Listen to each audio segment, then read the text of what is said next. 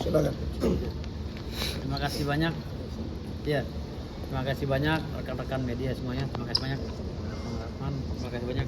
Siap Pak Ketua, siap Pak Sekjen. Tidak.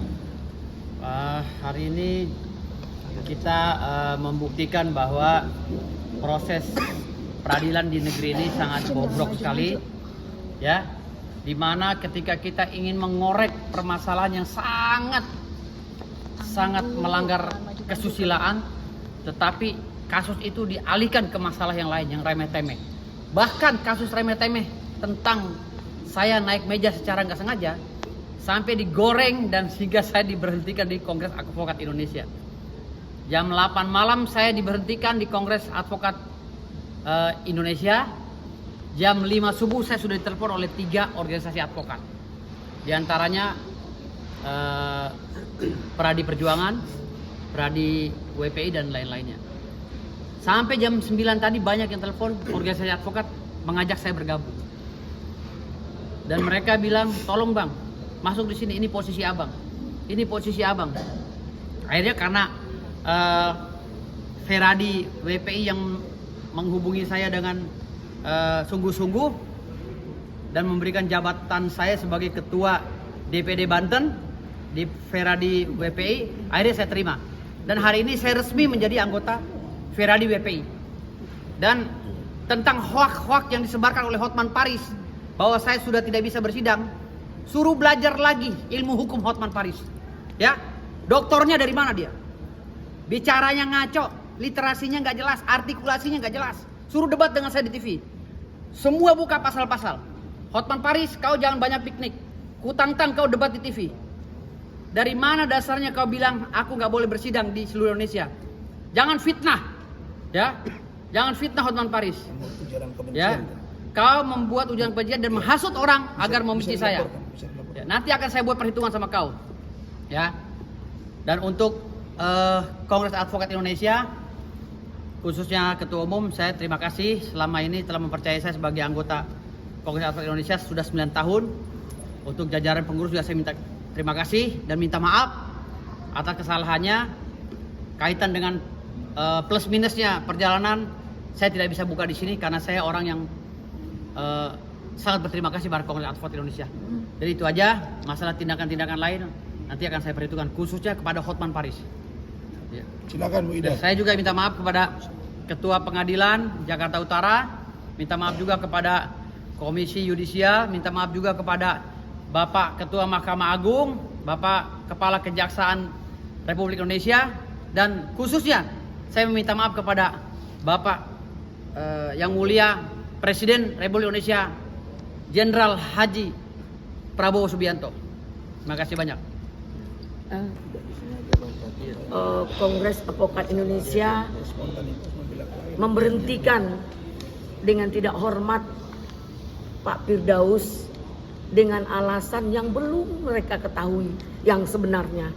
Seharusnya dimanapun apapun kesalahan kita harus ada klarifikasi, harus ada. Nah, jangan sepihak, dan dia tidak melihat, dia tidak berada pada posisi yang di sana, yang kejadian.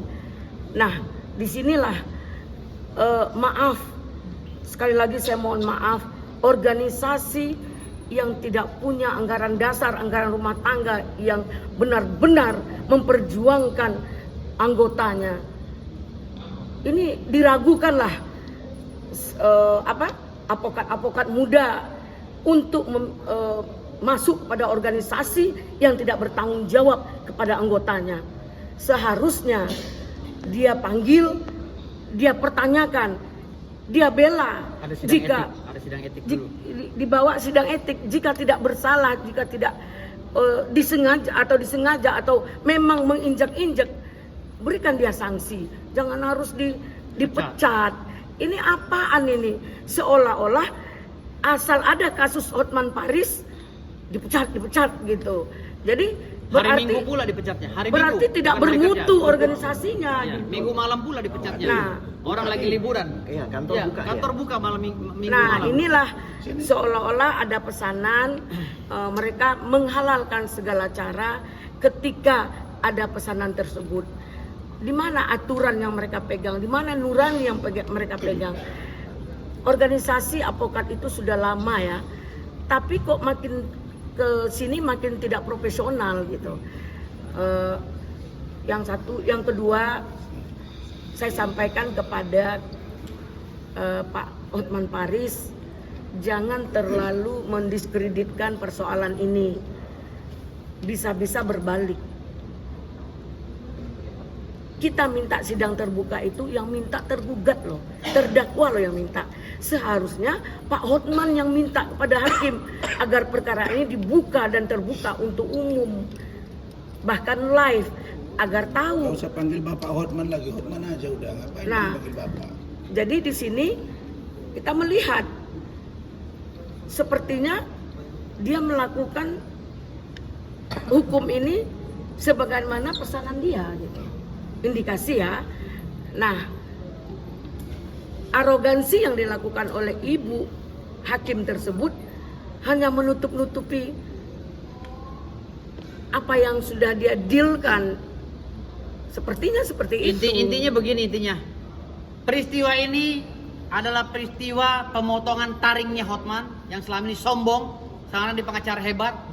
Dia saya hantam di pengadilan. Dia harus teriak-teriak kemana-mana, meminta pertolongan. Dia harus teriak-teriak kemana-mana, menggunakan media sosial, meminta bantuan menteri, meminta bantuan ketua Mahkamah Agung, meminta bantuan kejaksaan, meminta bantuan Kapolda dan lainnya. Dia teriak-teriak. Pengacara internasional kabur teriak-teriak di jalan. Tidak menggunakan cara yang profesional dan konstitusional. Ini inkonstitusional. Teriak-teriak di media sosial. Dan ada yang menarik dari Bang Otto Hasibuan. Bang Otto mengatakan bahwa kalau ada seseorang melanggar etik, itu disampaikan ke organisasinya, bukan bicara di media sosial. Justru yang bicara di media sosial itulah yang melanggar etik. Jadi kami minta Dewan Pengacara Nasional, tempat Hotman sekarang, yang dia juga sudah dipecat. Hotman Paris sudah dipecat oleh Peradi yang dipimpin Pak Otto Hasibuan. Pak Otto Hasibuan itu pernah telepon saya dari Amerika, silakan tanya kalian dia. Dia bilang lawan Hotman. Bang Otto yang ngomong ke saya. Dan dia dipecat. Ya, Hotman itu dipecat. Bukan prestasi. Jadi jangan-jangan balik-balik fakta. Dan Bang Otto bilang ya bahwa seseorang yang menyampaikan keberatan dan tingkah laku orang advokat yang katanya melanggar etik disampaikan melalui media sosial, itu adalah pelanggaran etik. Itu baru ahli hukum. Dia yang melanggar etik. Itu bukan ngomong kepada media, tapi ngomong kepada organisasinya. Jadi poin pentingnya di situ, ya. Jadi kedatangan kami ke sini untuk mengadukan hal ini kepada komisioner. Karena komisioner sudah berbicara, kami minta juga bertemu kami supaya fair, dan kami siap diperiksa, didengar keterangannya. Bila perlu hadirkan Hotman, hadirkan jaksa, hadirkan hakim. Supaya ini jangan dimunculkan seolah-olah spirit of the court, korsa. Kami juga ada korsa. Apa fungsi KY? KY mendengar, menganalisa, menindak hakim-hakim yang diktator. Banyak, Bang Egy Sujana baru-baru dengan Bu Ida Neti melaporkan hakim. Ada yang dicopot palunya. Itu gunanya, jangan ngomong sebelah. Ya, kita jangan bicara faksi. Saya katakan guna KY mengawasi, menganalisa, menindak. Dan ini lembaga negara yang dibayar oleh negara. Jadi jangan kalian mencoba berpihak. Ya, dalam memperjuangkan keadilan tidak butuh orang banyak. Tapi butuh orang yang sedikit guna menyelamatkan orang banyak. Itu filosofi hukumnya. Jadi saya dengan Firdaus dan kawan-kawan Bu Ida, kami akan berjuang sampai tetes darah penghabisan. Dan mati pun saya siap untuk kebenaran yang saya yakini. Saya tidak main-main. Jadi kami hari ini datang ke sini, nanti ke Mahkamah Agung, akan ke DPR dan lain-lain. Kalau kalian takut dengan Hotman, kalau kalian takut dengan yang katanya backup oleh si A si B, tidak usah kalian sidang saya, tangkap, masukkan ke penjara. Itu saja, supaya nampak negara ini hukum atau tidak. Tapi ingat, dukungan banyak ke saya sekarang, bos. WA chatting menunggu ini. Mahasiswa ini tunggu. Tegakkan hukum dengan benar, lakukan dengan cara adil, Yang kami minta sangat sederhana, terbuka untuk umum, live, dan transparan. Tidak ada yang ditutupi.